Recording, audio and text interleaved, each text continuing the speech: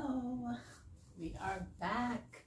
Before we get started, I just wanted to say to those who take the time to actually watch my videos, thank you so much. To those who are a part of my Patreon, thank you so much.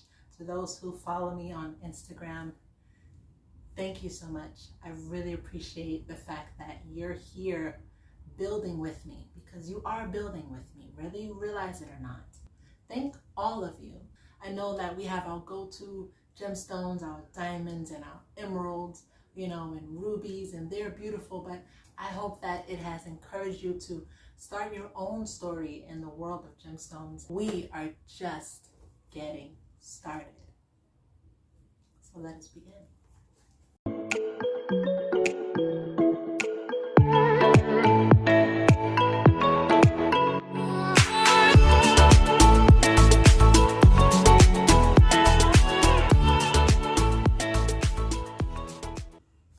After 10 years of being self-taught, I longed to venture to this small village in Germany known as Idar Oberstein, where there was a 500-year tradition of gem cutting and the birthplace of European gem art.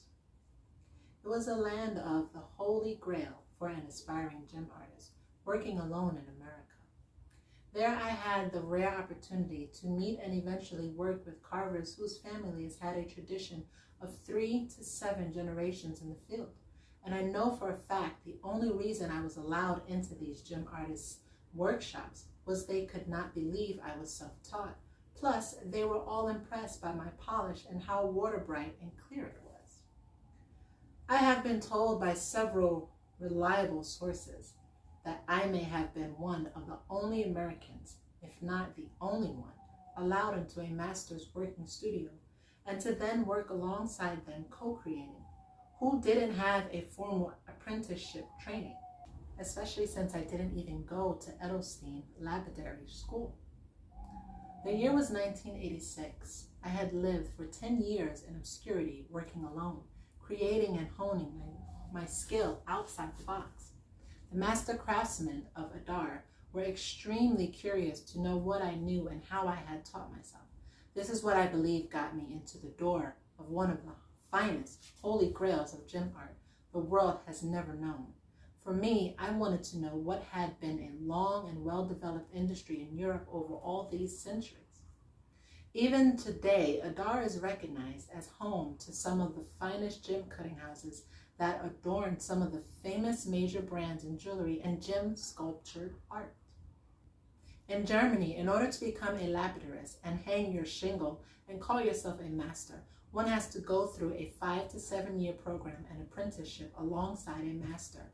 Up until this point, outsiders were never allowed to learn and work with these European masters because it would have been almost impossible for a foreigner to even be let into their school back then. With the world economy now, this is not so much the case. But back then, I was a novelty in gossip of this very small village. The difference behind my self-taught path and the path of one who would go through the training in Europe was that I had total freedom to work in the various techniques without any restrictions. This is in direct opposition to one who would enroll in the school in Idar Oberstein. There in the beginning, one would be introduced to the many different techniques of cutting, such as faceting, cabochon cutting, carving, cameo, or intaglio engraving. Once the teachers recognized where the individual's skills were best placed, you would be placed on a path to spend the following years to master and train with that master in the specific discipline. For me, growing up without boundaries, I was able to explore whatever my heart desired. I started out only wanting to carve and sculpt in gemstones, then later moved on to faceting and engraving. This allowed me to explore the various techniques without a tradition telling me what I could and could not do. I was able to explore and invent techniques that I later discovered in Idar Oberstein did not even exist. I was able to explore outside the box, not even realizing I was creating new styles and techniques that had not ever been done before. I have come to realize this is why these German masters were so willing to open their studios to a foreigner, one from the outside. I believe because I had been inventing outside the box for 10 years prior and had invented and created a whole new way of looking and working with gemstones, that in a small way, I was about to change their world as much as they changed mine. Like Bucky Fuller said, I was to become one of those mavericks who was about to create a whole new model and make parts of these century-long traditions obsolete. Back in 1986, the journey with my wife to this small village with a very long history was exciting and pure magic. We pulled into this town without a clue or knowing a soul there. We were completely open to whatever came our way. For the first couple of hours, we were driving around Adar looking for a place to land and find our way. Adar Oberstein is actually two small villages along the Nahi River that grew and eventually, over time, to such a point where there was no distinction between where Adar began and where Oberstein ended. For centuries, Adar was known for gem cutting and carving, and Oberstein was known for the jewelry. After about 2 hours of driving around between Adar and Oberstein, we spotted a small little Italian restaurant. We decided to stop and eat and then decide what to do next. This is where all the magic happened. While enjoying our sumptuous meal of Italian food, we asked Mario, the owner, does he know a good place we can stay for the night? He immediately responds that directly across the street is a great bed and breakfast place owned by a local woman from Adar and her husband, who is an American. As we pull up to the guest house that appeared more like a private home than a hotel, we gingerly knock on the door, still feeling a bit nervous and unsure this is the right place. As this attractive woman comes to the door, our first question is, do you speak English? With absolute perfect enunciation and with only the slightest German accent, she says, yes. Then we ask, is this your guest house and do you have rooms for rent? Again, with much relief for Sharon and me, she responded with a warm and friendly, yes, and please do come in. It turns out this is her family home she grew up in and now has opened her doors to travelers and visitors coming to this charming, quaint little village that dates back over 500 years. So now that we're here, what next? It's not like there are signs to the various gem carver studios or a tour book explaining where to go and who to see like one might find in famous wine countries. Still feeling a bit nervous and unsure as to how to go about experiencing Adar, we strike up a conversation with Claire about maybe we could go start a tour. In our morning conversation over breakfast, I share with her that I am an American gem carver and I've come to Adar to meet and visit some of the German gem artist studios. Luckily, I had the smarts to bring along a few of my carvings and a highly polished quartz crystal. When I pulled out my art, she immediately showed interest and seemed very impressed that this unknown American with no formal training could have done the work that she was now looking at.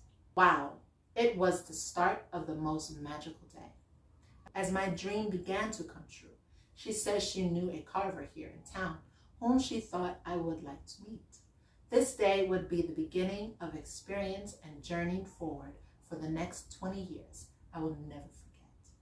The impact it would have on my life then until this day has molded a huge piece of my career. Claire is on the phone calling up this gem carver and is speaking in German about an American whom she has as a guest in her inn and would they be willing to meet with me. She thinks I'd really enjoyed meeting one of Adar's older families that has been carving in the valley for 3 generations. So off my wife and I go. There would have been no way we would have ever met this carver because in almost all cases, they live and work out of their homes. There may be a small shingle sign hanging on the outside of the house, but even this was not obvious to our eyes.